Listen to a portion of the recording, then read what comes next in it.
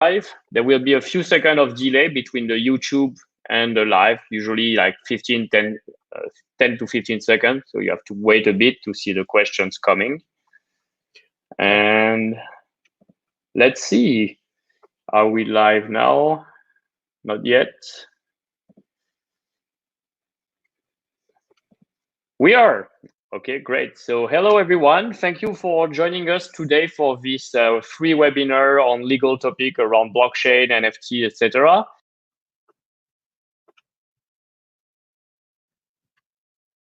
As some points we will have the chance question for this 1 hour. And we send it a little bit before parallel to production of, for those of you familiar with this science, it's organization that the promotion of building the game industry is to spread blockchain technologies, decentralized game more adoption and how to foster new publish monetize this technology strong community. Open forum for us to share meaningful business opportunity and develop best practice.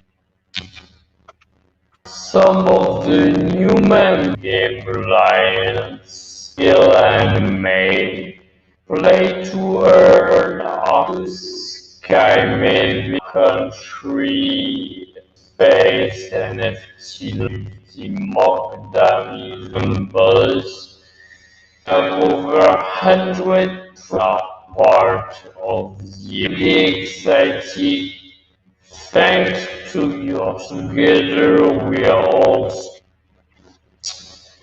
what becoming a member of the there's essential networking possibility for to each other to Telegram and Discord in the speaking opportunity with us but also and on different topics. Participating in research, working group, regular public helping to spread awareness about the representatives, providing this PR, other opportunities or games to players and revenue. Final chain within the game to non-blockchain in the space very needs at so as to large ecosystem. This all the previous activities we had our this month on the 28th announcing Hey Sebastian. a lot of members who are built. We had our first group, we participated in events, we offered several conferences and published.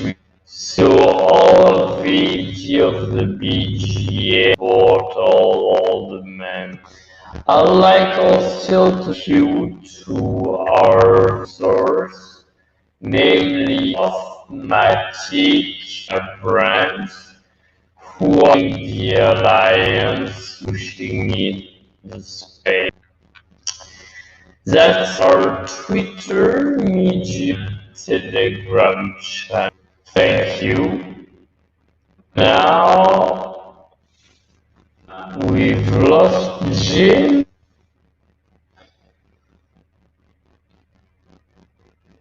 Any sound?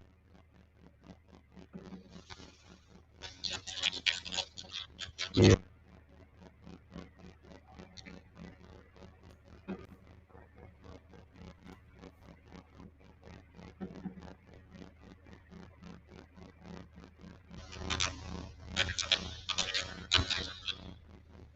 One second.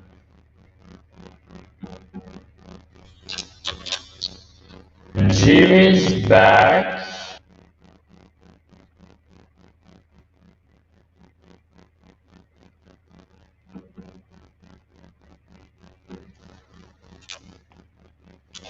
Sebastian, can you hear me? Okay.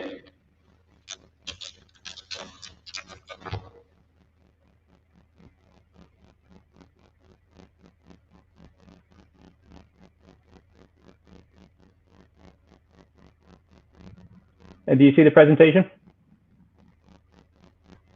All right. Okay, so hopefully you all can hear me. Welcome everybody. It's a pleasure to be here. Appreciate the opportunity to talk to you a little bit about some of the legal issues with blockchain games and NFTs. We're going to start just briefly a bit about my background.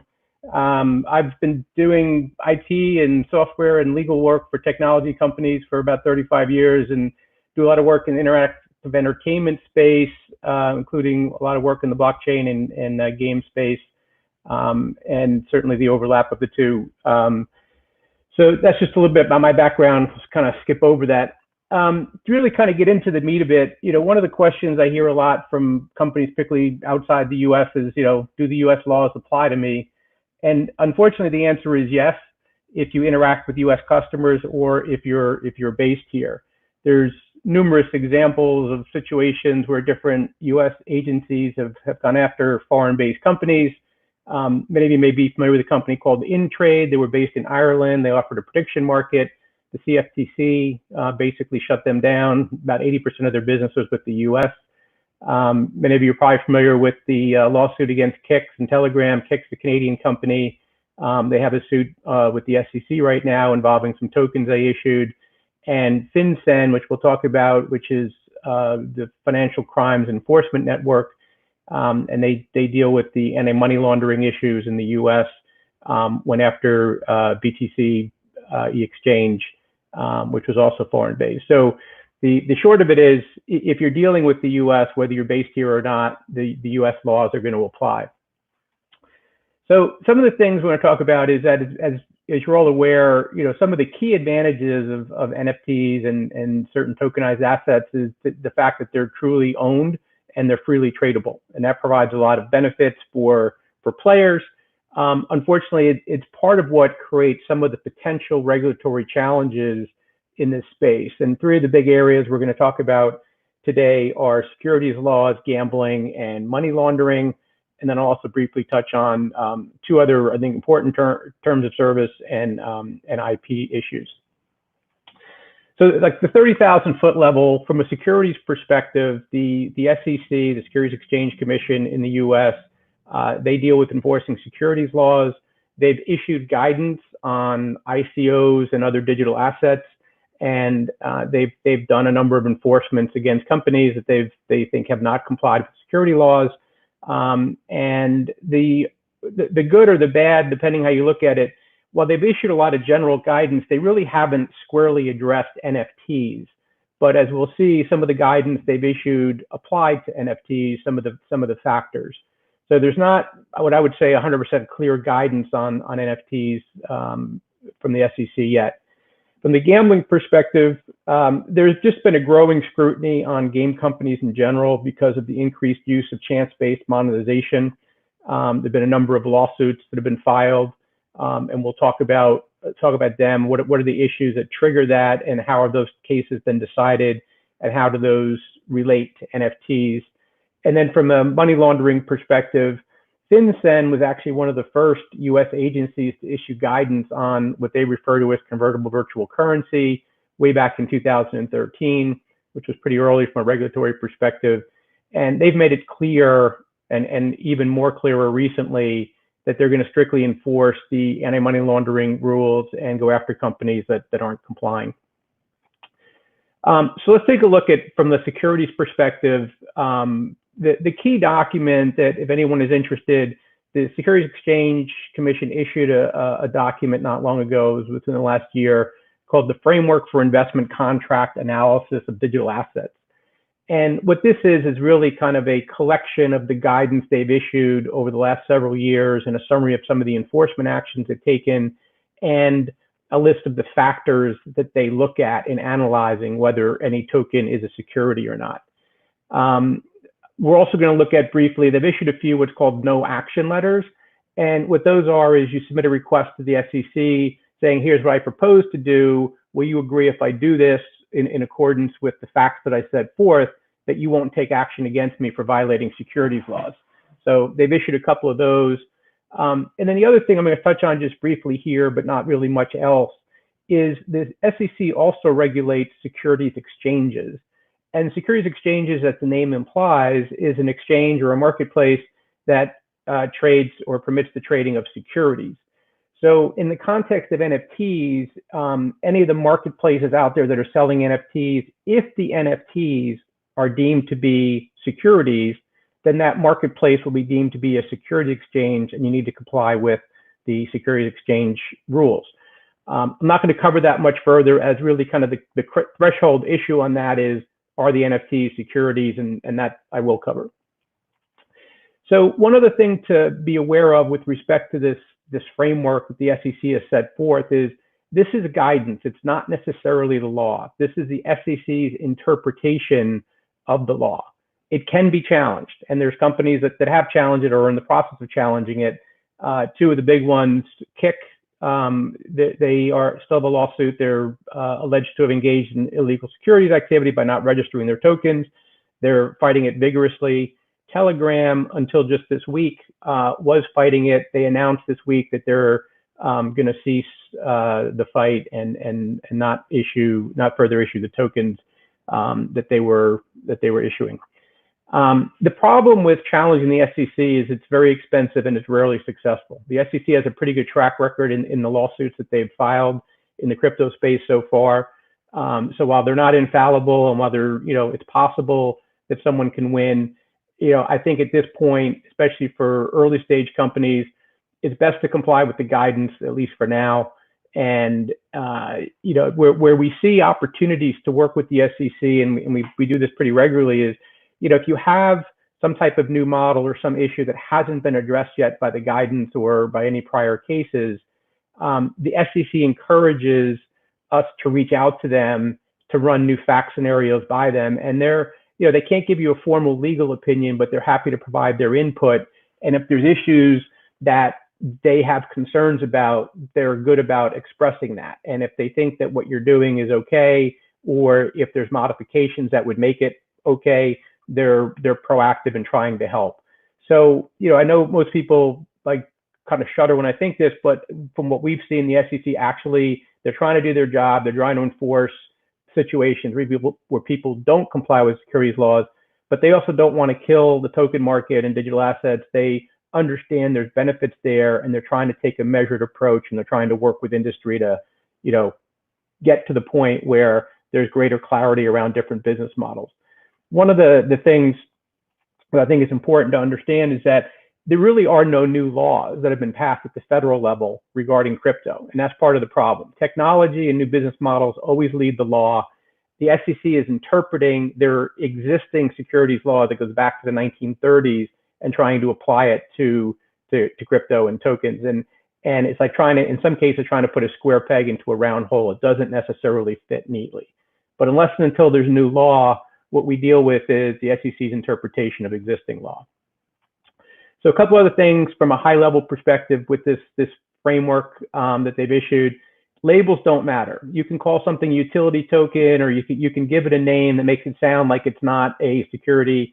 They're going to look, beyond the name and the labels, and they're going to look at the actual facts and circumstances of what does the token do, how are you issuing it, what is the expectation of people who are buying it, and a bunch of other factors that we'll get into throughout the presentation here. So, a lot of the reason I raise this is that a number of people, there were some papers written about utility tokens and how they're not securities.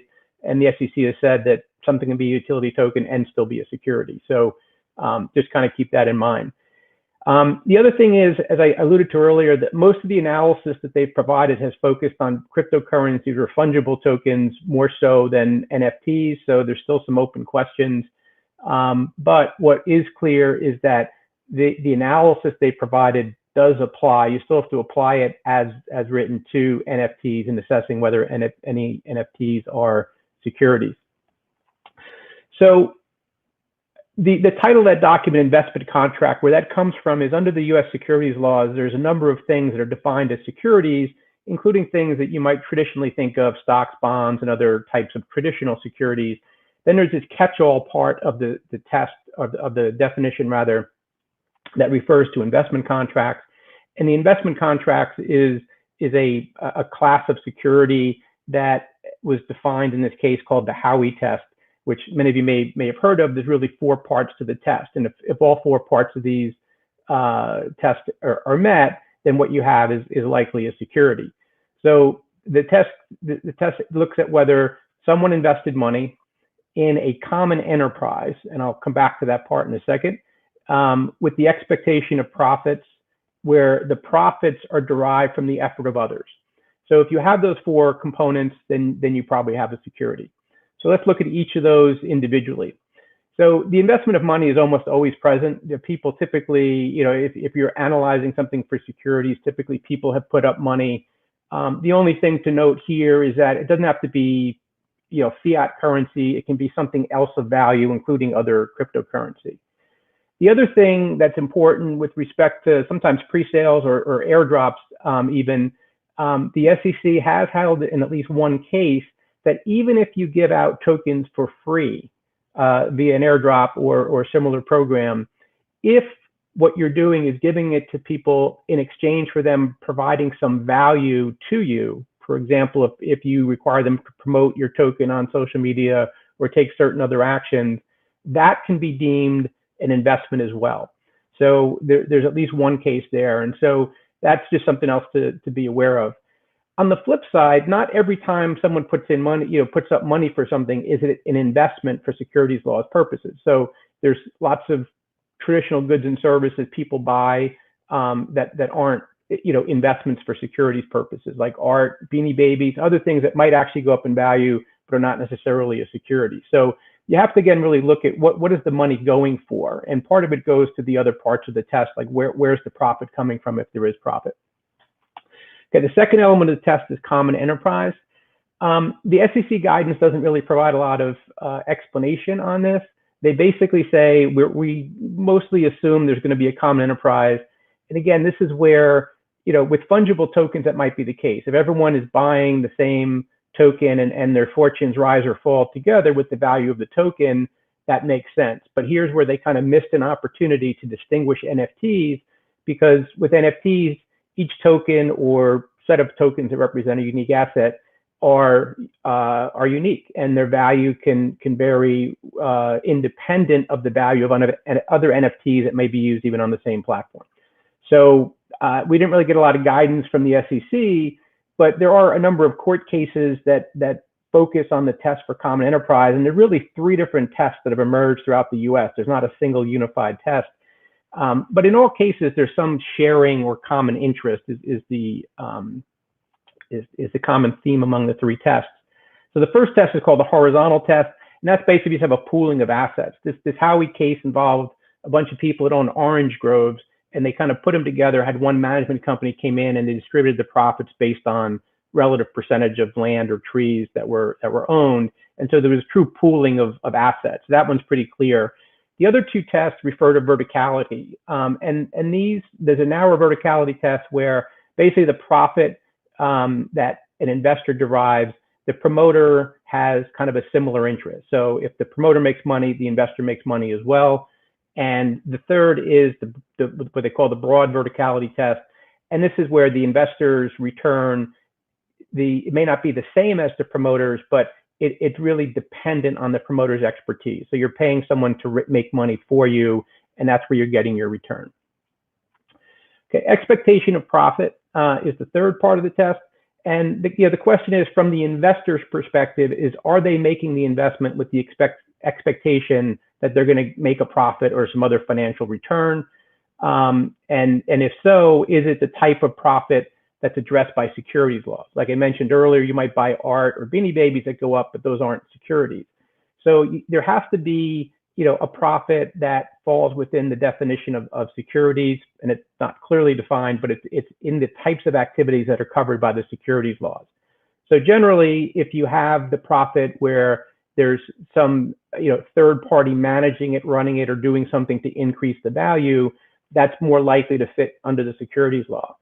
On the other hand, and this is, I think, very helpful for NFTs, is the SEC has said that if the profit that an investor makes is primarily due to price appreciation resulting from external market forces like supply and demand, then that's not the type of profit that is considered profit for purposes of securities law and the Howey test. So, the scarcity of an item, if that's what drives the value, then this, at least this part of the test, likely is not going to be met. So in their guidance, they listed out a number of factors. These aren't all of them, but I'm going to touch on a few that I think are kind of relevant at a high level to NFTs. So one of the things they look at is the asset tradable on a secondary market? Most NFTs, the answer is going to be yes, as opposed to traditional in-game items that are not legally traded on secondary markets because the game companies don't permit it, even though people will do it through unauthorized secondary markets. The next factor is, who are you selling these to? Are the people that are buying your tokens people who would actually be players of your game? Or are these people who are speculators who are going to buy them for the purpose of reselling them? So they do look at who ends up buying the tokens as one factor. And then the nature of the asset. Is this something that is designed to be used by consumers on the game? Is another factor. And then is it currently usable? This is a big factor from the SEC's perspective, is that, many of the ICOs that were done, people, bought the tokens with the expectation the money was going to be used to build the platform on which the tokens would be used. And when the platform got built, the tokens would be worth more. And we all know how that ended. So from the SEC's perspective, if you're selling a token on a game platform that currently exists and the people can buy them and use them right away, that's going to be less likely to be a security, or at least with respect to this factor of the test. Whereas if you're selling tokens, and this is where pre-sale sometimes are tricky.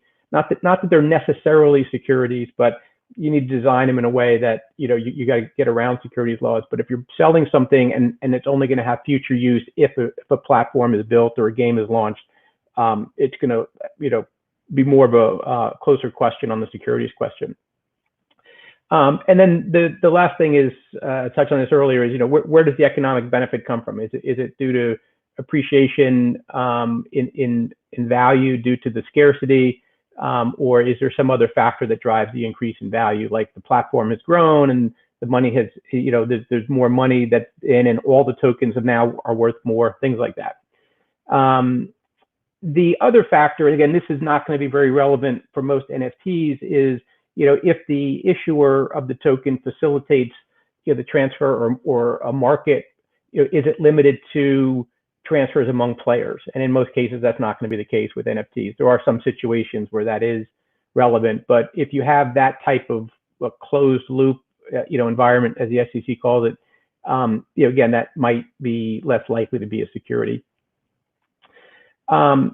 So when you look at the last part, is the profit derived from the effort of others? Really, the key question is whoever's promoting the investment, they refer to that as an active participant. Are they providing the essential managerial or entrepreneurial efforts that are going to drive the success of the enterprise or the venture in which people are putting their money? And is that what's really going to dictate if there's money to be made? If so, then you're going to meet this prong of the test. And there's a lot of detail around this that the SEC provides, and they look at what they call the economic reality. Again, they don't look at labels, but they really look at what's going on, where's the money coming from, where's the value coming from, and what is the investor's expectation. And all of those factors get looked at in deciding, what is the driver of profit for any investment. And similarly, is the investor doing something on their own? Are they contributing to the increase in value, or are they relying on the efforts of others?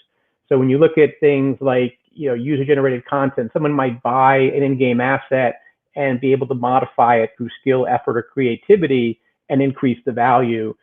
In that case, again, because there's more of a input on the part of the user as far as driving value, it's less likely to be profit derived from the effort of others. But you have to kind of look at, again, all the facts to make a determination on that. So on this factor, the profit derived from others, here's 4 things I think that are pretty important. One is, as I touched on this earlier, is the network operational? This is a key factor for the SEC in deciding whether the profit comes from the effort of others or some other factor. The second one is, if the active participant or promoter creates or supports a market for the price of the digital asset, then there is arguably going to be this part of the test is going to be met.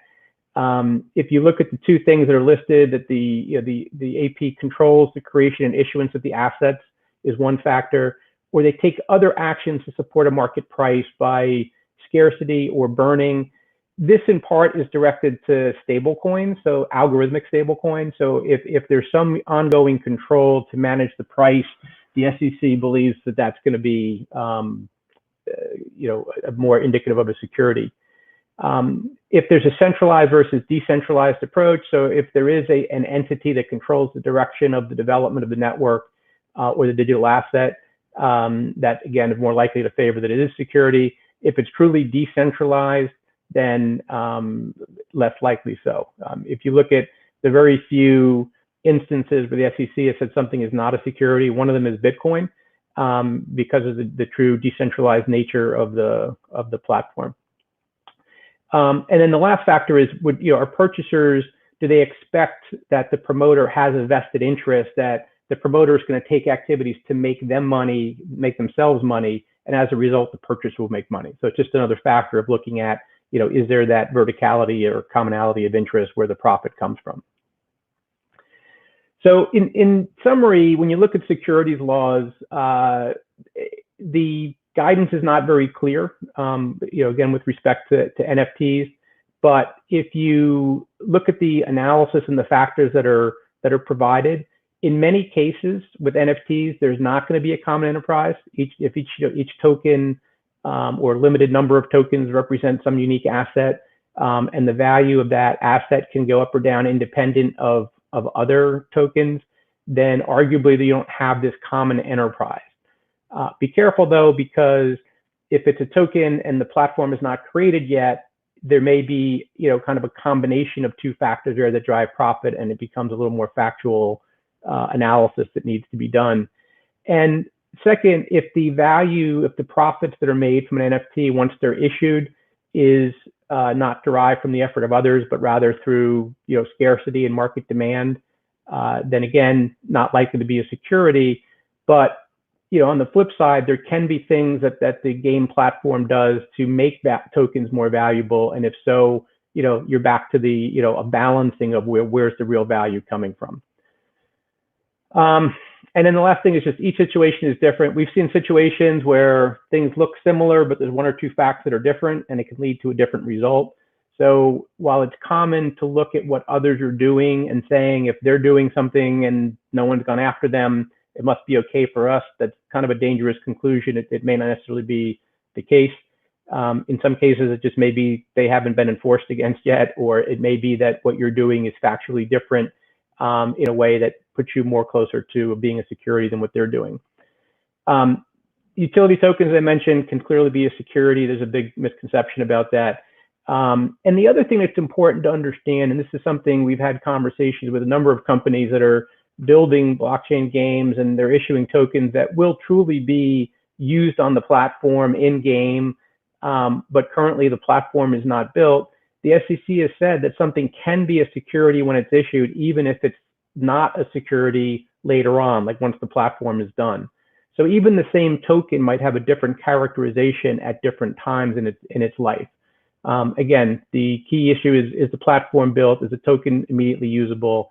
And is it the people who are purchasing it, are they really the actual users, game players, as opposed to speculators who are buying the token to try to flip it and make money? One of the things I wanted to touch on it also is that there's a kind of a looming issue out there with respect to DAOs and other decentralized exchanges and things where there's really not anyone running them once they're deployed. And the question is, can there be liability, if you're engaged in developing those and deploying those? And the answer is actually yes. The SEC has actually gone after one or more entities that have offered decentralized exchange, even though they weren't really involved in the ongoing efforts to run it. And they determined that basically smart contract developers or developers of DAOs or dApps can be liable if what they build is reasonably foreseeable to be illegal. So if what you're providing is a securities exchange, you can be held liable, assuming they can track you down as to who developed it. But as I mentioned, they've indicated they will continue to enforce, and they've had a couple of enforcements already in that space. So I mentioned in the beginning that the SEC has issued some no action letters, and again, these are a letter they'll say if you operate according to facts you provide to us, the SEC won't take action against you if they believe that it doesn't constitute a violation of securities laws. They usually stop short of saying it's not a security. But there was a couple of no action letters that have been issued. I'm going to go through one of them because it actually was relevant to games. The company called Pocketful of Quarters, they have a blockchain game, and it's basically a platform that enables developers to build games, and you can create tournaments where players can buy these quarters and use the quarters to enter the tournaments and win more quarters and so on. In this case, the SEC issued the no action letter, and here were some of the key conditions. And again, these weren't conditions necessarily imposed by the SEC. This is what the company said, hey, here's what we're going to do. The first thing was they already built the platform. So they said, we're not going to use the proceeds of the quarters to build the platform. They'll be immediately usable. The SEC liked that. The coin that they were issuing was essentially a stable coin with a fixed price. There was no hard cap. And so in this case, even though an algorithmic stablecoin by itself can be potentially a security, here they were using the coin on an existing platform solely for purposes of the platform. And as we'll see, there's some other limitations here. And it wasn't likely to increase in value or generate any profit. So there was no expectation of profit on the part of users. They were buying it knowing they could use it primarily to play these games. And this third component is really kind of what, combined with the second, gave the SEC comfort that this coin was tied to the platform, was that all of the transactions occurred via smart contracts that technically restricted the transfers. There was a wallet you had to have, and the players could only transfer their tokens, the quarters, to other wallets on the platform. It wasn't an open market, so to speak. And so based on all of that, the fact that players couldn't cash out, and the other features that were there, the SEC said that, we don't deem this to be a security.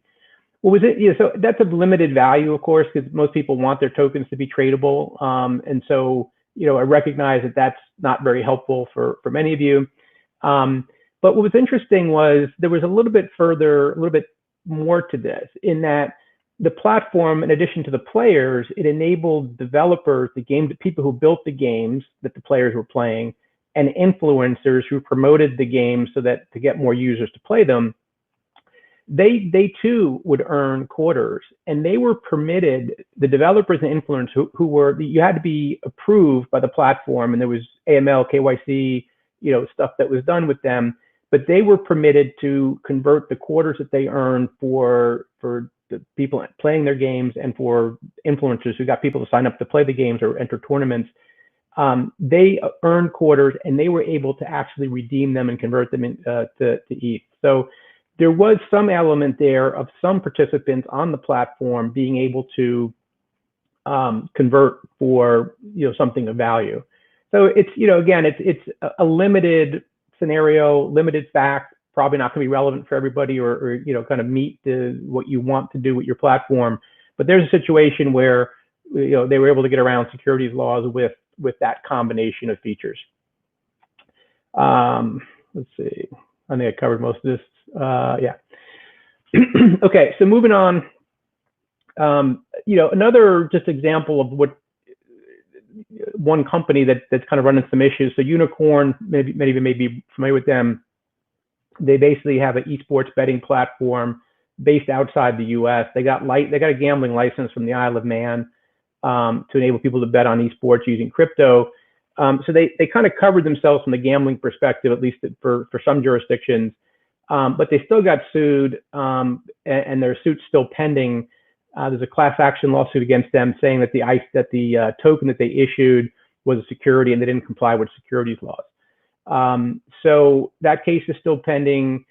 Interestingly, and I'll come back and talk about this some more, but one of the big things in the U.S. is that if you get sued, what you don't want is a class action.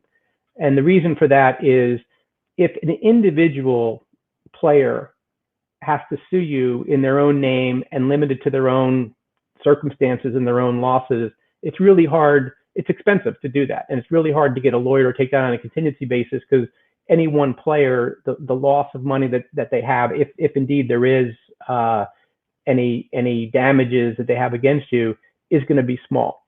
So what the plaintiffs bar in the U.S. tries to do is they try to create class actions where instead of suing on behalf of one member, they say anyone who bought these tokens was subject to illegal securities violations by a company, and they create a class of plaintiffs, and they proceed on behalf of all the plaintiffs. And there's an option for people to opt out of the class. Very rarely do people do that. So now the damages are much greater, and so you want to avoid that for that reason. So in a well-drafted terms of service, in some cases, you can agree to a waiver of class action and you can compel arbitration, which keeps you out of court entirely. You go in front of an arbitrator and they decide the issue and what the value is. And so it's not public. So Unicorn sought to compel arbitration, which they had an arbitration provision in their terms of service. But because the terms of service was not properly drafted, the court refused to enforce it. So they're looking at a class action now. I'll come back to terms of service a little bit later on, but this is just an example of where terms of service are actually really important to protect you. Okay, so moving on to gambling. As many of you are probably aware, in what I'll call traditional gaming, in traditional games, there's a lot of scrutiny going on right now based on different monetization techniques that involve some element of chance. And so some of these are, loot boxes, of course, have gotten a lot of scrutiny. There's a lot of the top mobile games are casino-style games. Fantasy sports brings an element of chance. Esports and esports betting, I'll come back to both of those, but there's some elements of chance there. Skins betting and skill-based gaming, right? So for all these different types of things that are going on, there's been a lot of analysis done of what constitutes gambling in connection with these game mechanics. And this has been scrutiny that's happened really worldwide. And as a result, in the US, there's been a number of lawsuits against game companies for allegedly offering illegal gambling by having these mechanics in some of their games. And two of the kind of the biggest categories of lawsuits that have happened are skill-based games. So it could be a strategy game, an RPG, or otherwise, that has some chance-based mini game. So something where you might have gold that you can use in a game and earn more gold or earn rare items through a spin of a wheel or something but that's not the main part of the game. It's a mini game. And then the other is casino-style games. So things like Big Fish Casino and Double Down, etc. They've been sued based on those games allegedly being gambling. And before we get into those cases, just at a high level, and this is a very, very high level, gambling basically involves prize, chance, and consideration. So if people pay a consideration for a chance to win something of value, typically that's going to be gambling. Now, there's exceptions to this. That's not a precise test, but it's what you always hear is these three elements, and people always try to get rid of chance and say, hey, if it's a skill-based game, then it's not gambling. Well, the reality is you can get rid of gambling if you remove any one of the three elements. So typically, if you let people do something for free, there's no consideration, it can be chance-based, and you can offer a prize, and that's typically referred to as a sweepstakes. You can have a situation where people pay money, and the outcome is determined not by chance, but by skill, and you can still have a prize, and that generally is a skill contest. Or you can have a situation where people pay money, there's chance, and they don't win a prize. Or they win a prize that's not something of value, and I'll come back to that. And that's a lot of what we see in social games. So when you think about things like Zynga Poker, people pay money for poker chips, they play poker in the game, they can accumulate more chips, but they can't cash out. So there's really no prize of value. At a high level, if you get rid of one of those three, you're okay. But it's really a little bit more technical than that. You need to look at these three factors because there's kind of exceptions. So not every time someone pays money or something else of value is it consideration for purposes of gambling. There was a fantasy sports case a while back. This was a season-long fantasy sports case where users paid money to enter the league. They made their picks and they won prizes. The money that was paid went to these league operators to manage the leagues, and they put up the cash prizes. So assuming that chance is present, we have a situation where people paid money, there was chance, and they won prizes. Is that gambling? In at least one case, they said no, because the money in this case, the money that was paid wasn't a bet or a wager, which is another kind of component of gambling. Something typically has to be a bet or a wager to fall under the gambling laws. So I'll come back to that in a second when I get to the prize and what something of value is, and the kind of the more definitive test for bet or wager. But let me cover these other components real quick. So chance, while chance seems very simple, actually there's different tests for chance by state in the U.S. In some cases, if there's any chance that determines the outcome, it's chance. In others, if chance is the predominant factor, then it's deemed to be chance. And in others, if there's some material element of chance, even if it's not the predominant factor, then chance is present. So you see the situation in the US where, unfortunately, a lot of the gambling law, there are some federal laws, there's also state by state law, and there's variation in what chance means. So in some cases, you might be able to remove chance for purposes of some states, but not for others. And there's been numerous cases deciding whether poker, fantasy sports, and esports involve chance. And it becomes pretty fact specific. One of the other things to be aware of, though, is even if you remove chance, some states have, as part of their gambling laws, other things that could trip you up. So Washington State, I list here what their definition of gambling is. It's staking or risking something of value on a chance or a future contingent event not under the person's control or influence. So what that all means is, so for example, there's a similar law like this in New York, and when they went after the daily fantasy sports companies, DraftKings and FanDuel, the DraftKings and FanDuel argued that actually it involved skill in picking fantasy teams and winning, and they showed that people who were more skillful won more often, and they argued because of that it wasn't a chance-based activity. New York didn't agree with that, but they said even if it is, it doesn't matter because once you pick your team, the outcome is determined by future contingent events not under your control. That is, the players playing the game and what happens. So even if it was skill, under Washington or New York, arguably, it doesn't matter if there was chance or not. So that's kind of just something else to keep in mind. There's other states that have laws like that. The real issue in a lot of the game cases has been, is there a prize or is there a thing of value that people win? So in most cases, people will pay money for virtual currency or something, and so the purchase part is there, and often there's some chance-based elements in these games. But the question is the prize a thing of value? So clearly, if what you're winning is money or tangible goods, then likely there is. but when you're winning an in-game asset, is there value there? And in the various lawsuits that have been filed in the U.S., in most cases, I mentioned the fact pattern before, it's typically risked something, a virtual item for a chance to win some other virtual item. The courts have basically dismissed these cases and said there's no prize, there's no thing of value, because in these games, you couldn't cash out the virtual items. And so the courts found that when there's no cash out, when the terms of service preclude selling and exchanging digital items, as is the case with most traditional games, the game operators have that in their terms of service, and the game publisher doesn't participate in or facilitate a secondary market. When those facts are present, then typically the items won are not deemed to be prizes of value, and that's why most of these cases have been dismissed and the gaming companies have not been impacted. Unfortunately, this is not very helpful for NFTs, because in most cases you do permit cash out, and the terms of service don't prohibit the exchange of digital items. And typically the publisher is facilitating or promoting the fact that you can trade your items on secondary markets.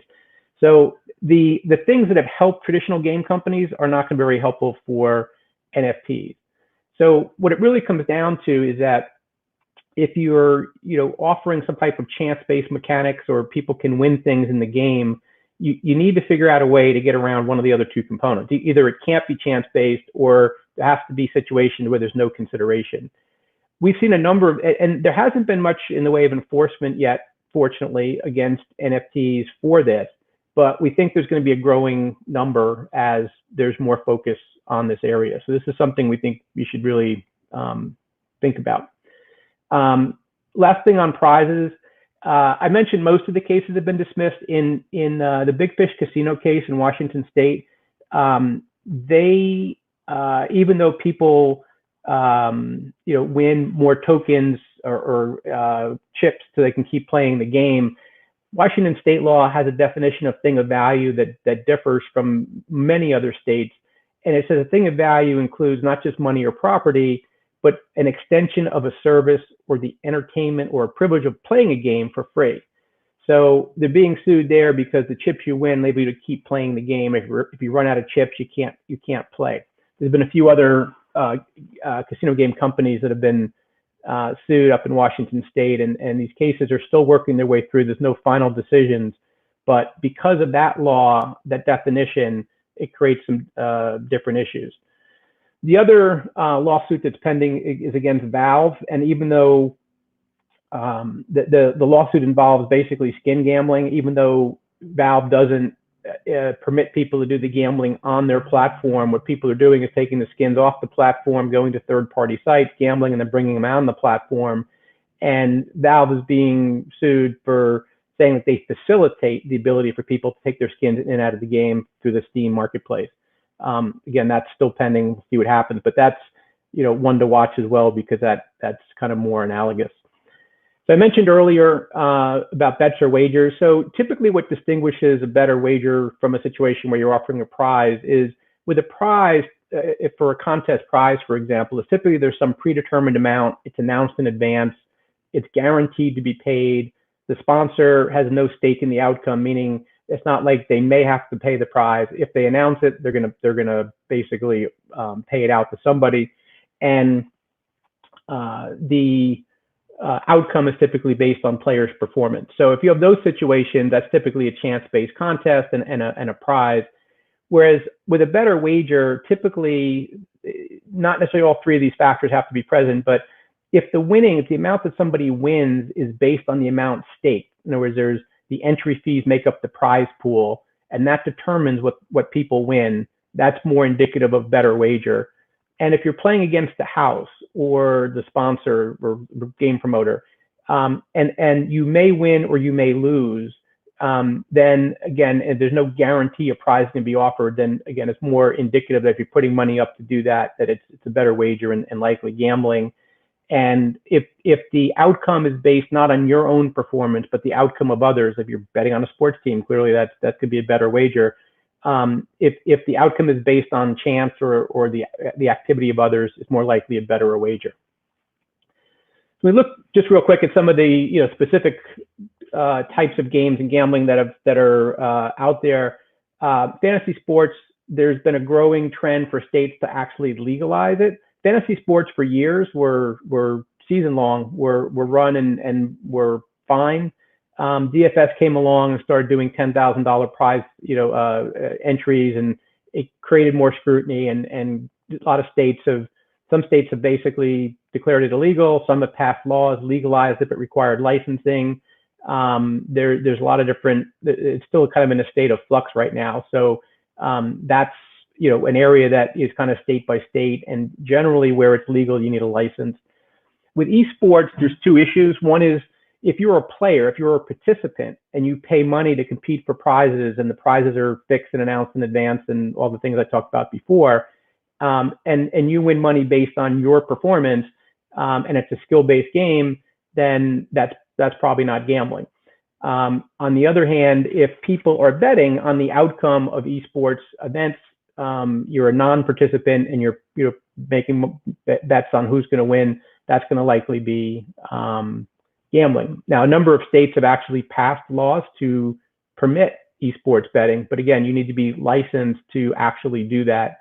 And then there's other just sports betting laws in general that are broad enough to cover esports, even though they don't specifically address esports. So there's a lot of, we've seen a lot of blockchain-based games that are gambling-based or have a gambling component to it. This is an area that I think requires careful scrutiny because there's a lot of different parts to what can happen here with what is and what's not gambling. There's also been a couple of states that have legalized skill-based gambling and betting on skill-based gaming. And then the last category of thing I mentioned here is some of the virtual worlds and other user-generated content type things. Generally, if people are adding value by using their skills or creativity, that you can have some elements of chance. We've seen situations where people are using elements like that.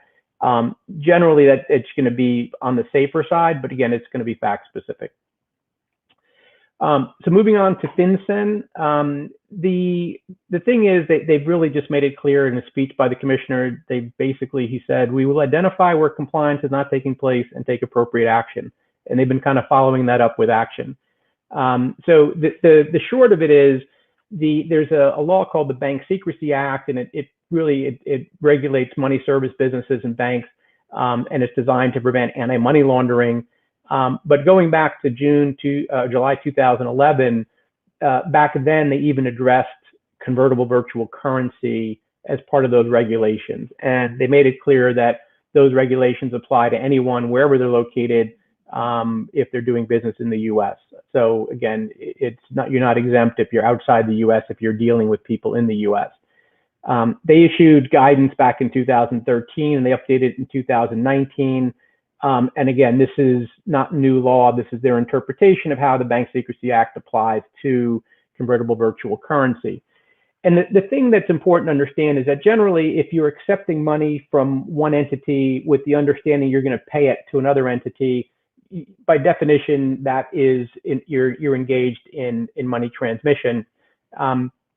Where there's other activities that fall within the scope of these laws that may not be as clear is when if you look at the third bullet on this slide, if you accept currency, funds, or other value from one person and you transmit currency, funds, or some other value to another location or person, then presumptively you're involved in money transmission services.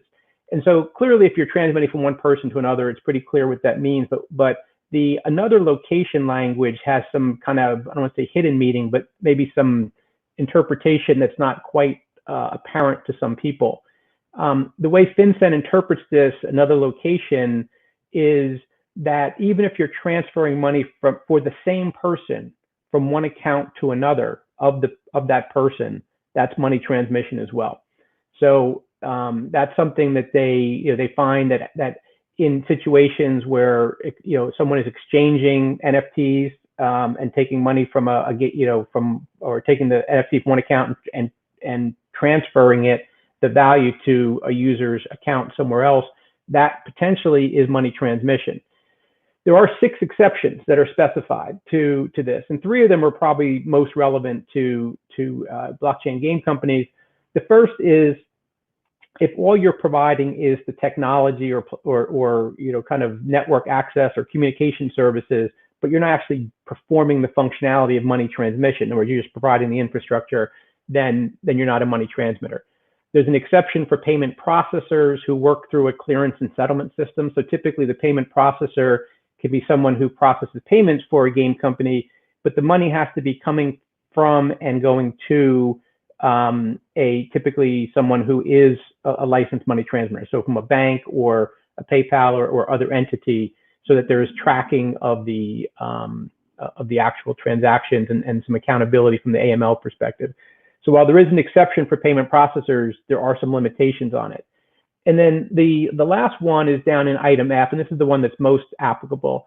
Generally, if you're accepting and transmitting funds only integral to the sale of goods or services, then by the person who is accepting and transmitting the funds. So if you're the game publisher and you're taking money and selling goods, that is not money transmission, even though it would meet the definition, the broad definition of money transmission services.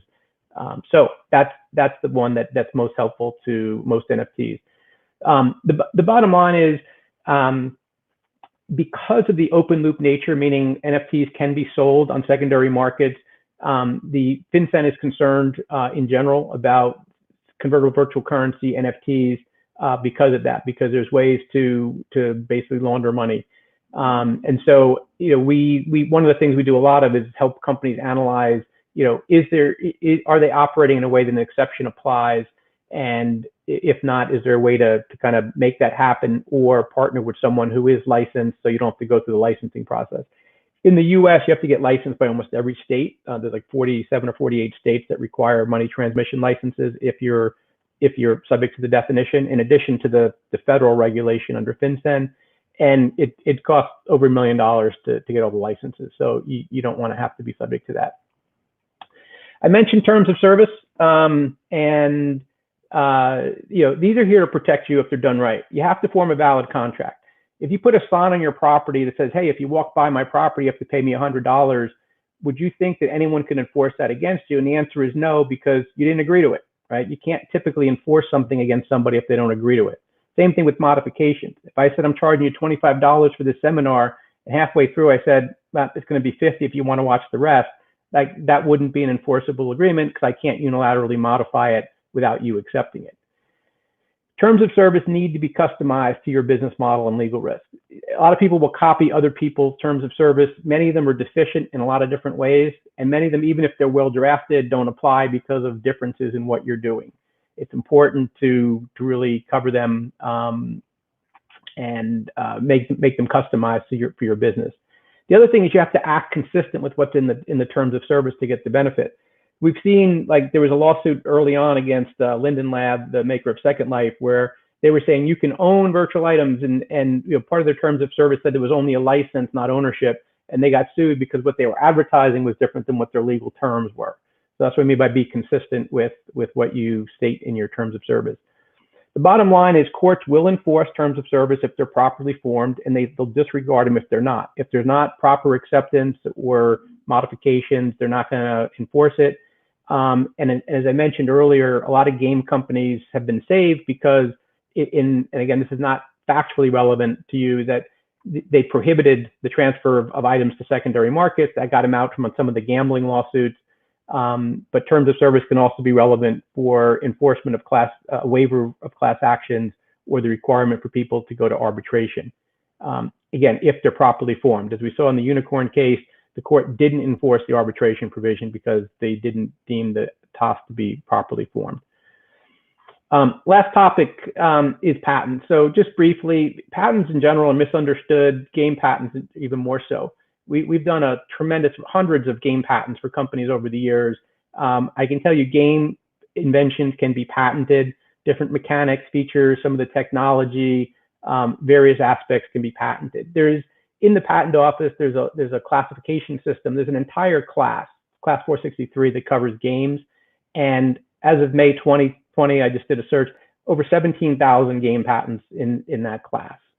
Blockchain patents too. Blockchain can be patented. As of May, there's not quite as many, but as of May 2020, there was 1,400 issued patents that mention blockchain, but there's almost 6,000 that are published but not yet issued. So we're seeing a kind of an increase of applications in the pipeline. And this doesn't even include applications that haven't been published yet. Generally, an application is not published for 18 months until after it's filed. So we're seeing this trend of increase from number of issued patents to published, but there's a whole wave behind that. The bottom line is there's relatively small number of game patents, blockchain game patents right now. If you look at patents that mention both blockchain and games, there's a relatively small number, but again, we're seeing an increase there. So I have a couple links here on some additional information for if you're interested in patents. I won't say much more about it here, other than if you're doing creative things, which many of you are, solving technical problems to make these these technologies work, think about filing patents. In summary, there's a lot of opportunities for blockchain games. I'm a big fan. I'm very bullish. I think there's a huge opportunity for the industry. There's definitely some legal risk and uncertainty. These are both very specialized areas. There's very few attorneys that focus on both games and blockchain. We have a number of people who do that. I think it's important if you're going to get advice from someone who understands both of those areas.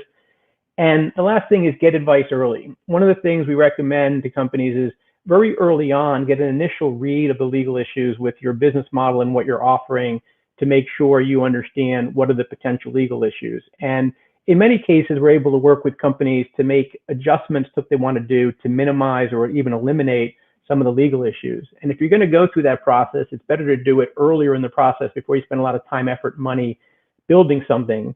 It often doesn't take more than a few hours to kind of assess some of the early legal issues and make some of those tweaks as necessary.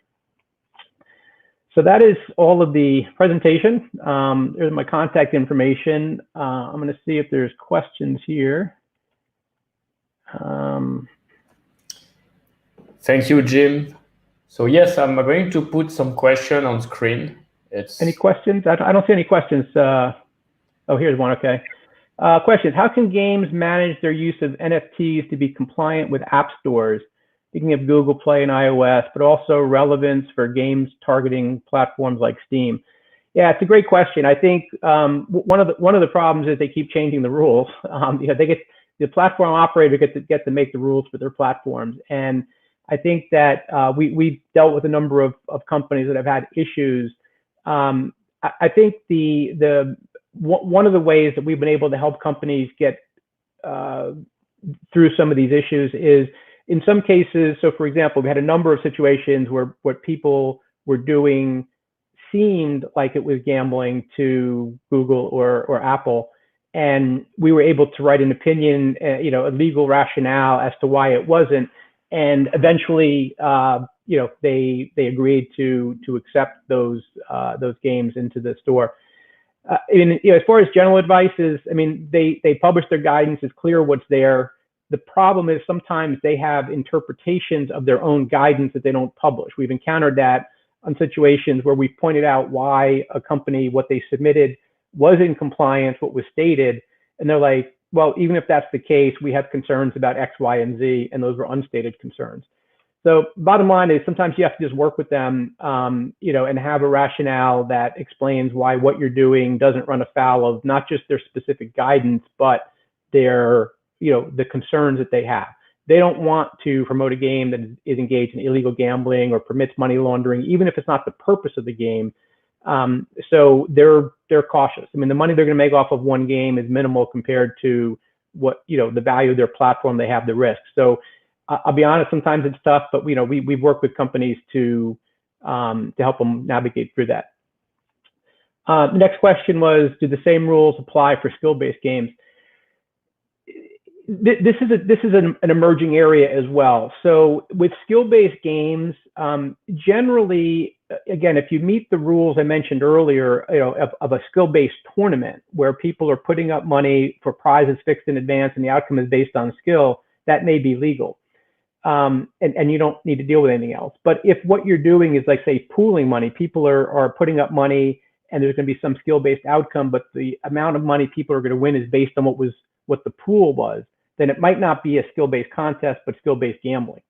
In which case, there are certain states that have passed laws that permit skill-based gambling, but you need to be licensed to do it. Other states, it's illegal. Other states haven't addressed it one way or the other yet. So it's one of those areas, like I say, it's emerging, and it's kind of fact specific as to how you run the skill-based games and the entry fees and prizes.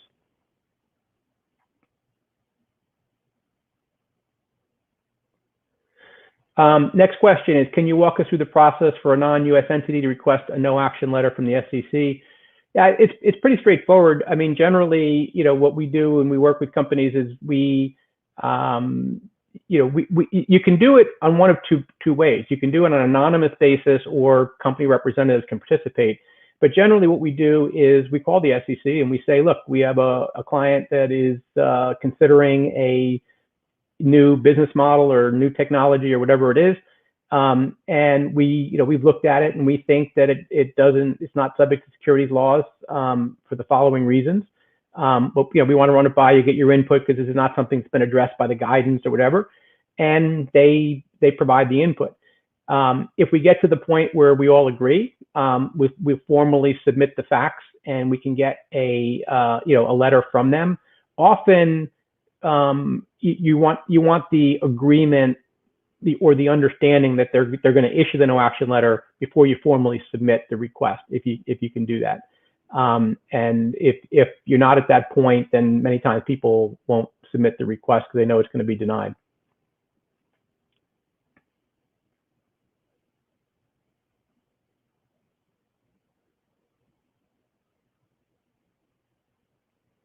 Any other questions?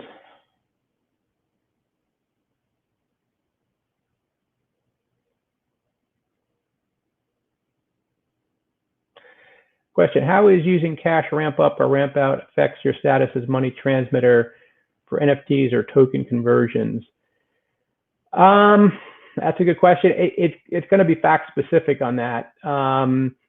It really depends on, I mean, that one's hard to answer in the abstract. I mean, the general principles that I mentioned earlier are going to apply, but it's going to be specific on the factors that go into the ramp up or ramp out.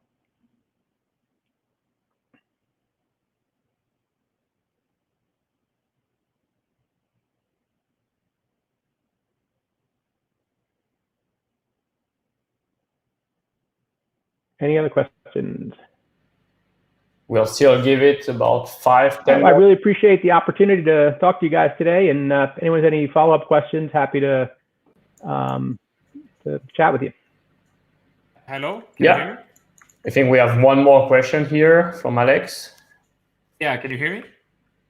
From far. Hello? Yes. Hey, Alex. Yeah, hi, Jim. Can you hear me too? Jim? Yes. Jim?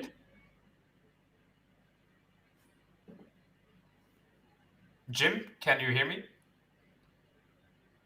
I can't hear you. You can't hear me. Sebastian, is there something? We're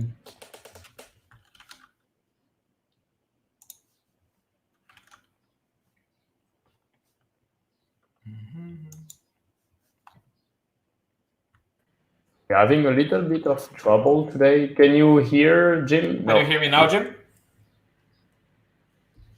That is strange. Everyone can see and hear you, but Jim, maybe you have muted me for some reason. Can you try to... Jim, can you hear me now? Yeah, Sebastian, maybe you can... does he hear you? Relay. Yeah, I can hear. Can you hear me, Jim? No. Maybe he's using the other device. I don't know. Yeah, I guess Jim can't hear any of us. Yes. Let's see. Okay, I guess I'm just going to type my question then. Okay.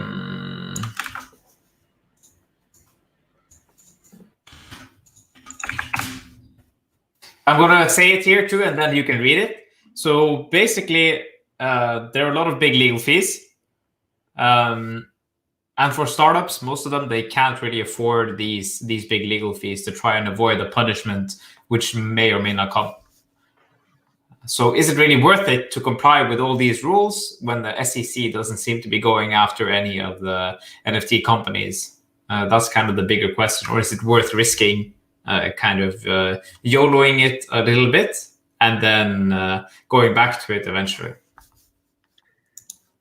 So I can actually hear you now. Oh, can you hear me? Can you hear me? Okay, good. Sorry about that. It's a great question. Look, I mean, a lot of early stage companies would rather seek forgiveness than ask permission, right? And so if you don't build the game and get something out there and start generating money, it's all irrelevant because no one's going to probably come after you, as again you alluded to. The problem is if you are successful, you may have incurred a lot of liability that you can't really shed. So it's a tough question. It's from the standpoint of what's the best way to go. My recommendation is that we work with a lot of startups, and it's not cheap to comply, but at the end of the day, if you spend a little bit of time up front and get an analysis, at least you understand your risk factors. And a lot of the companies we work with, I'll be honest, it's not like it's a yes or no answer. I mean, there's certain things that are clearly illegal, and they're going to put you in the high risk category. Most people, what they're doing is something innovative and different that kind of falls in between. Clearly it's legal and clearly it's not. And so part of what we try to do with companies is how can you cost effectively minimize your risk? Or how can you at least do something in a way that the SEC or FinCEN comes knocking, you at least have an argument? Because the way this typically plays out is, the SEC and FinCEN, they go after different types of people. Some people are out there engaging in fraud. They're just violating the laws knowingly. They're defrauding people. They're clearly engaging in money laundering or whatever they're doing. We'll call them the bad actors. Those people are going to have a problem when they get caught. People who are trying to run a legitimate business, right? And the SEC and FinCEN know that there's a lot of regulatory murkiness around this, which is why they like to hear from people. They'd like to see what's new and different out there so they can assess if they need to issue updated guidance and stuff. But if you're trying to comply and they come to you and say, we don't think you're in compliance, more often than not, if you work with them and either stop or modify what you're doing, you're not going to have severe penalties, right? It's the people who completely flout the law that pay the big fines and or get shut down and things like that. So it comes back to, again, what I said earlier is, you don't have to spend tens or hundreds of thousands of dollars on legal compliance, but at least get a legal analysis up front, understand what your risk factors are, what can you do to mitigate them, in a cost-effective way. And then over time, as you get bigger or, have more money, become more compliant as you become more of a potential target. Yeah, I think that makes a lot of sense, and that's also kind of the way that we are looking at it. So I'm from Axie Infinity. I'm not sure if you heard about Yep. us, but Yep. we definitely recognize that there's a lot of back and forth, and then people don't really know 100% what is the right answer. But our kind of way of looking at it is that we try to be as compliant as we can be. But in reality, when you're trying to shape a new industry, when you're trying to disrupt the way that things are happening right now, it's impossible to actually be compliant to all these rules that exist for made in a different decade or whatever. It just doesn't really make any sense. So that being said, I have the next question, which is definitely related to some of the other game companies and maybe not necessarily us because we've had 2 NFT pre-sales. But looking back, there might be something that I wish that we knew. So in your opinion, what is the most important thing that an NFT project needs to consider before starting a pre-sale? And is it related to terms of service, for example? Well, I mean, it's kind of, the most important thing is that the overall set of facts matter. What does the token do? How are you promoting it? I mean, there's not one little silver bullet saying as long as you do this, you're okay.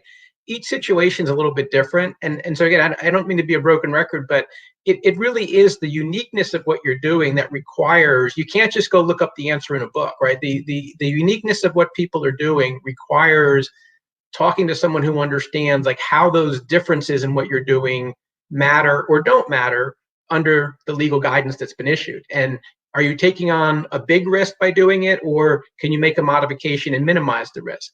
And then similarly, how do you tailor your offering documents, your terms of service in a way that you can protect yourself as much as possible.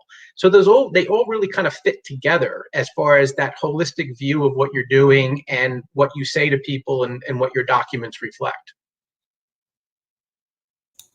I see. So it's kind of hard then to be a brand new company. I think what I would say is that, yeah, like for me, I wish that we had, I mean, things kind of worked out, but you never really know what can happen in the future. But I would advise any new companies to at least have some terms of service to kind of fall back onto, and of course, try to do what they say. So I like what you said, like being like, if your terms of service say one thing and you do something totally different, that doesn't really make any sense. That's just kind of dumb.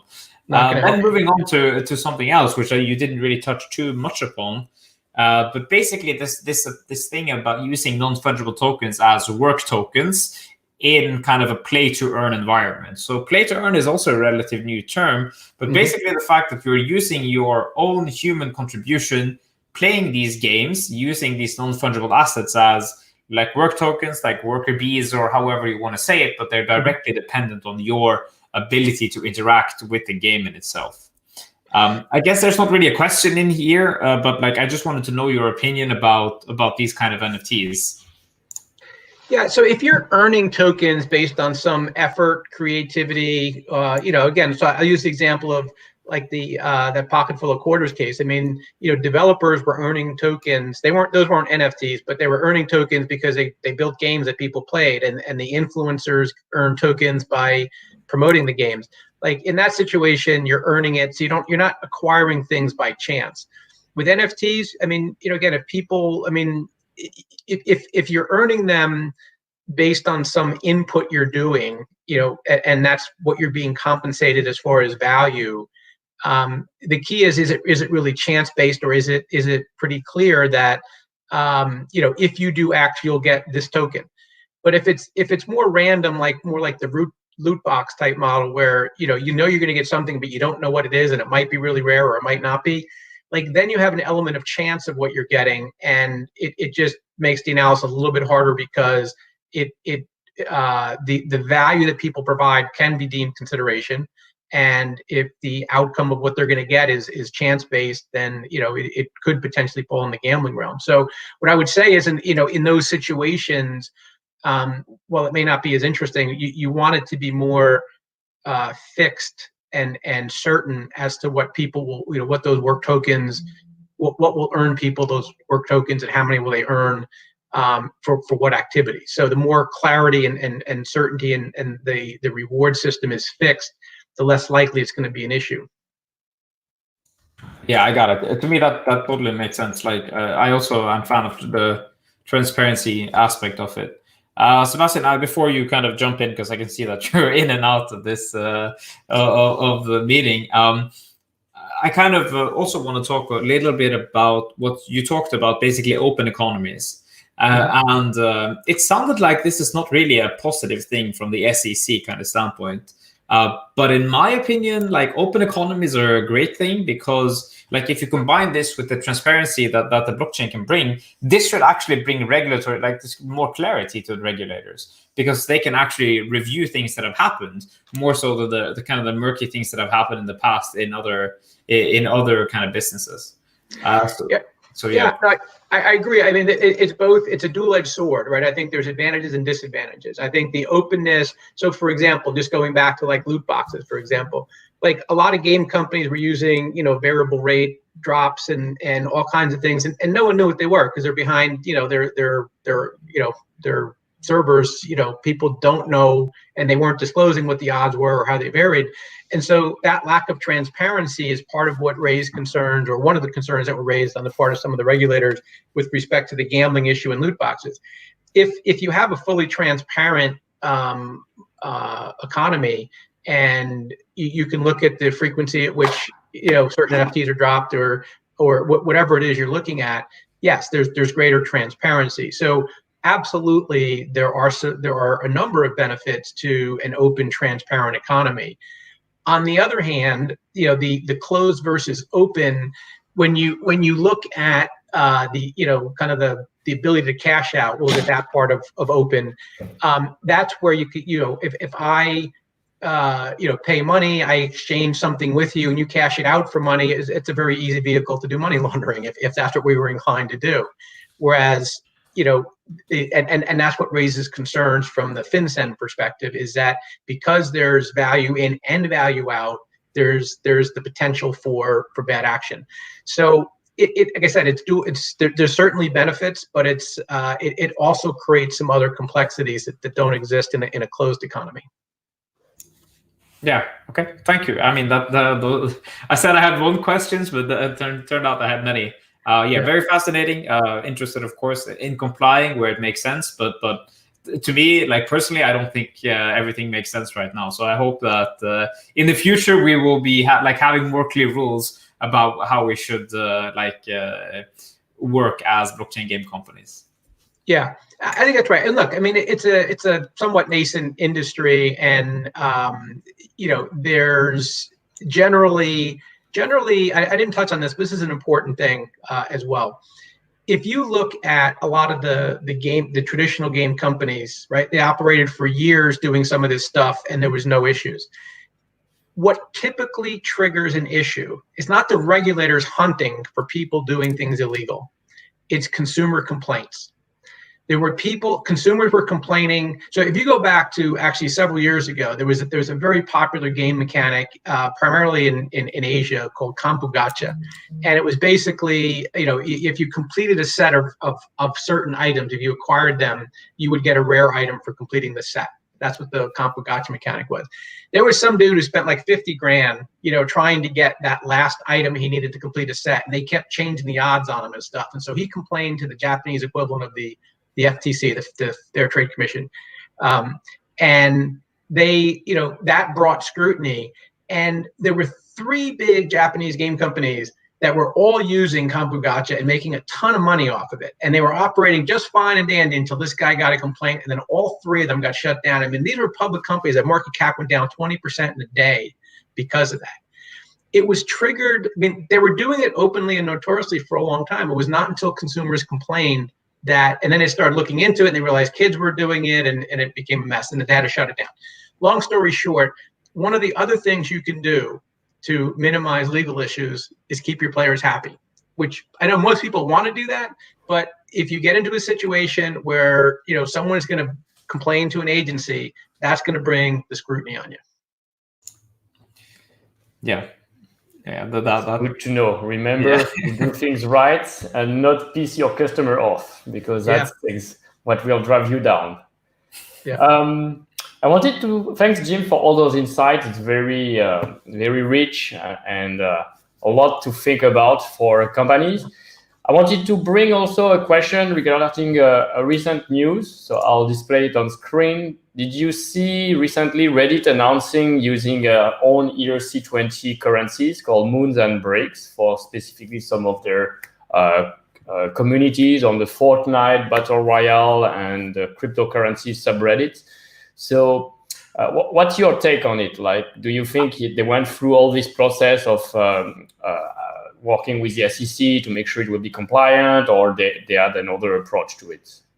I'll be honest, I am not aware of them. I have not. Is that recent? I have not heard of those.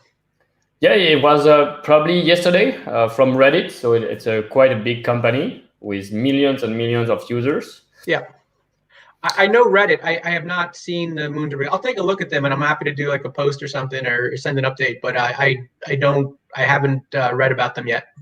The tokens. Okay, but it will be quite interesting. Then I guess I have like a second follow-up question. It's a comment here that many of the US lawyers companies, they are quite reluctant, or they often decline to provide something called legal opinion about tokens, which is a rather common practice in other jurisdictions like Singapore or Malta, Korea, Japan, regarding for blockchain companies that have either NFTs or UTT token. Can you maybe explain us why specifically it doesn't work similarly in the US, and why showing proactively that there's a legal opinion that supports the fact that your tokens are compliant to certain rules doesn't work in the US jurisdiction?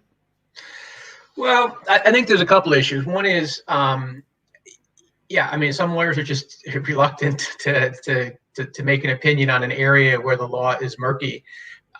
We do issue opinions. They're qualified though, as they must be in order to be a fair opinion. We typically, if we're going to give an opinion that we think something is compliant, it will identify the specific facts that we're opining on. So if the facts change, the answer might change, and the opinion will say that.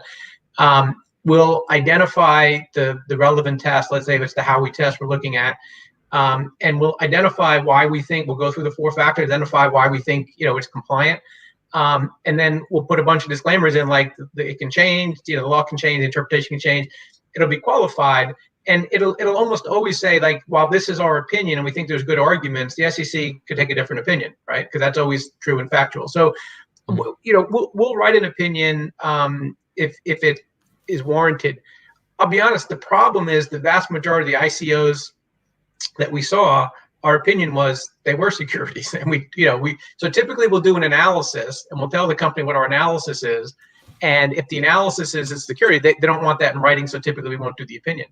So that's part of the process. But the other part of the process that I would say that's as important, it goes back to, I touched on it earlier, is that one of the ways to get greater certainty is to talk to the SEC. So if we do an analysis and we think something is not subject to securities laws, we can document that, and we can write like arguments as to why that is. And we can talk to the SEC and present the arguments, and they may agree or disagree. Often they disagree. I mean, even though they're like, we understand there's a good argument there, we don't agree. That's just the way they are. They're cautious right now, but not always. You see that issued some no action letters.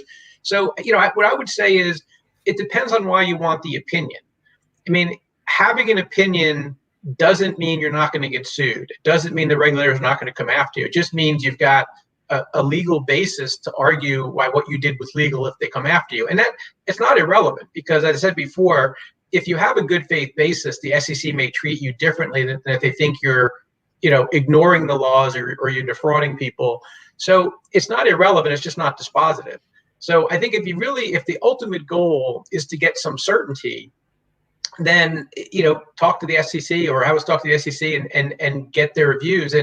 And look, if they disagree, you can still do what you want to do and have the opinion there and challenge their interpretation down the road, like I mentioned with Kicks and Telegram, for example. But it's difficult because they have a lot of power right now, and they've had a pretty good track record of the enforcements that they've made. So you have to decide if you want to really take on that fight. And look, some people do. I mean, so there are startups that we've advised. I won't mention any names. That we said, look, we think you're going to have a hard time, and they're like, we're going to do it anyhow. We're like, well, that's a business decision. We can't tell you not to do it.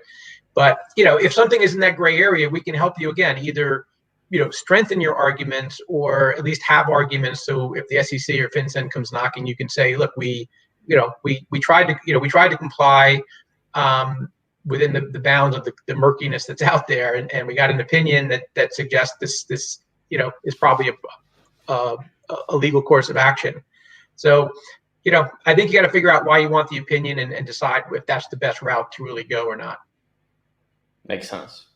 But what you just mentioned, sorry, the fact that some companies still choose to fight that battle, but at the end of the day, when you see news like Telegram canceling it's very recent. It was published on May 12th. They decided to stop all their cryptocurrency activities.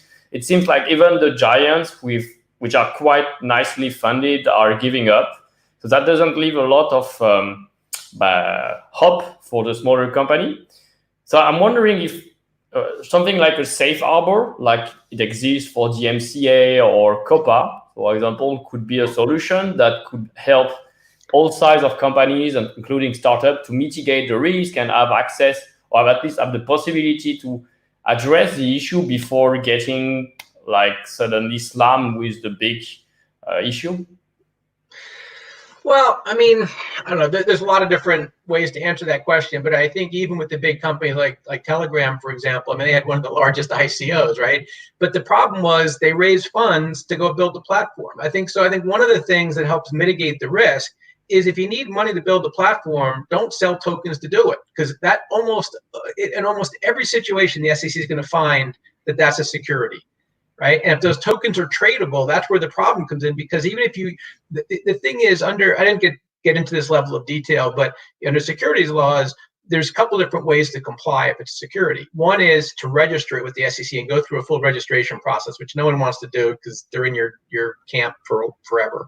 The other way is to find an exemption that applies. And so sometimes you can sell a security to qualified investors, right? So people who are high net worth individuals who can tolerate more risk. You go through certain steps. You might have to limit the amount of money you can raise, the number of investors there can be. So there's mechanisms to do an initial issuance. The problem is, if those tokens are tradable to people who, and there's no limit to who they're tradable, now they're going to be sold to people who are not qualified individuals. So it's the resale of the token that creates a problem in some cases.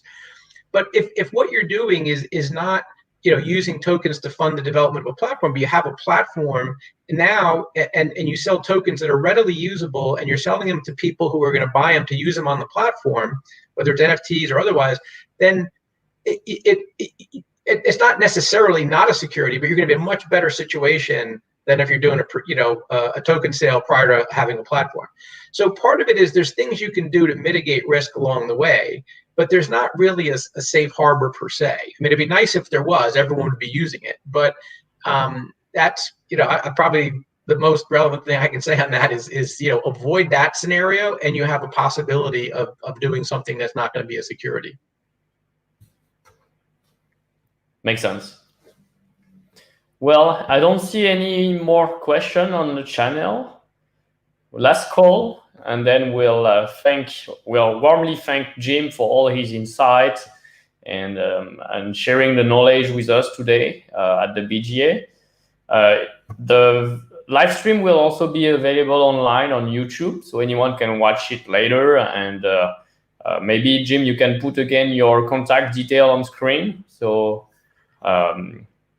we conclude on this. 1 second.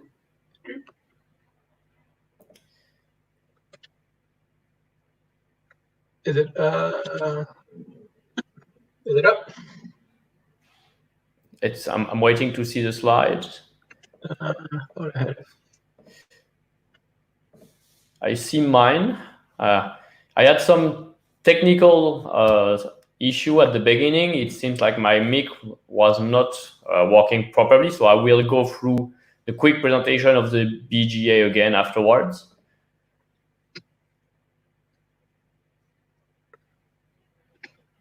Yeah. I can't see if it's. I don't see yet your slides. No. No. Oh, there we go. Maybe. Yeah, here they are. Great.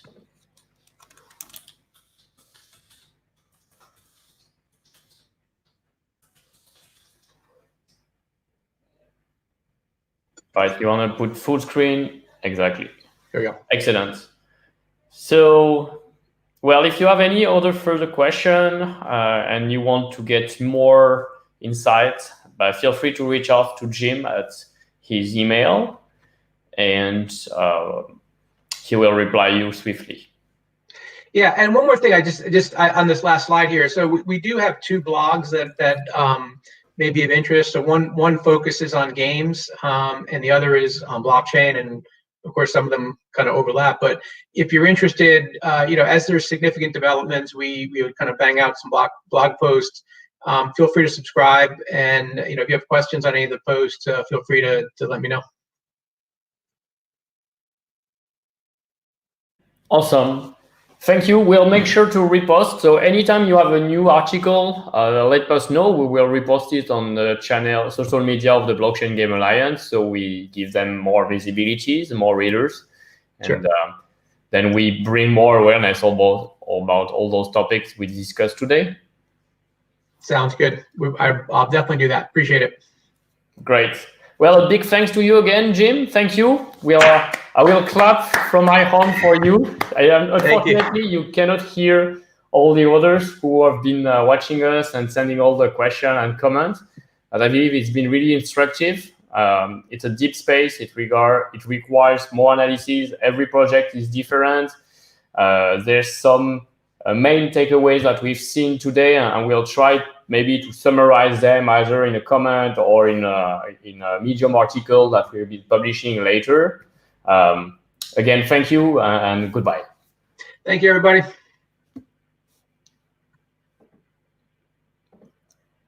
All right, and for those of you who are still with me now, I'm really, really sorry about the sound issue at the beginning of the video.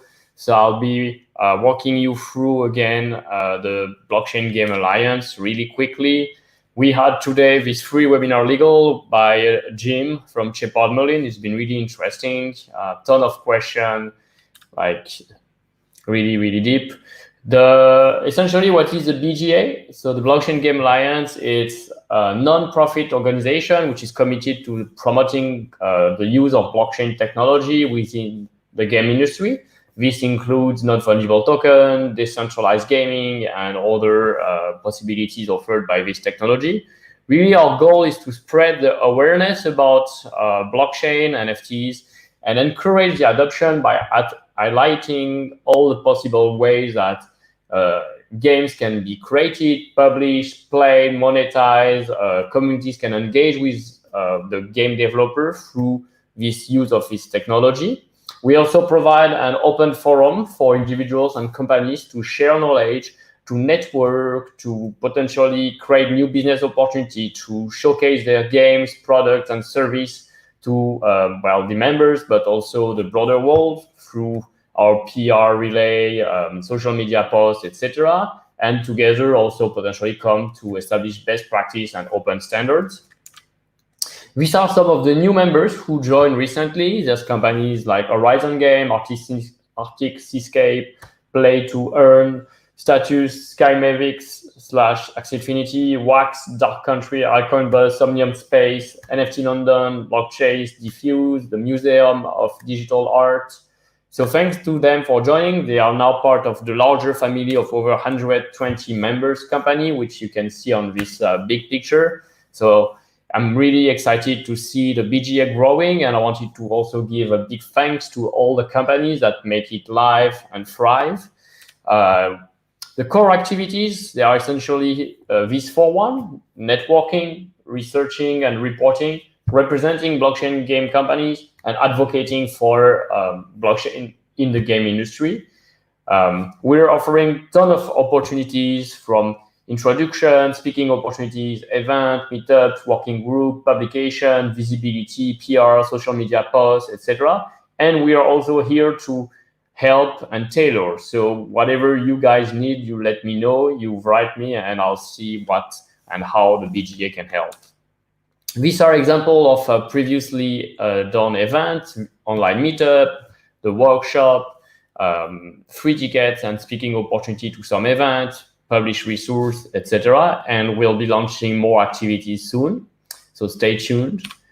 And a word at the end, I wanted to give another big thank to our silver and gold sponsors, AMD, Ubisoft, Matic, Maker, and Animoca brands, who are pushing even further in the space. Thanks to them again. You can follow us on Twitter and Medium, and Twitter as well, and Telegram as well, sorry. I'm looking forward to having you join the BGA. Thank you.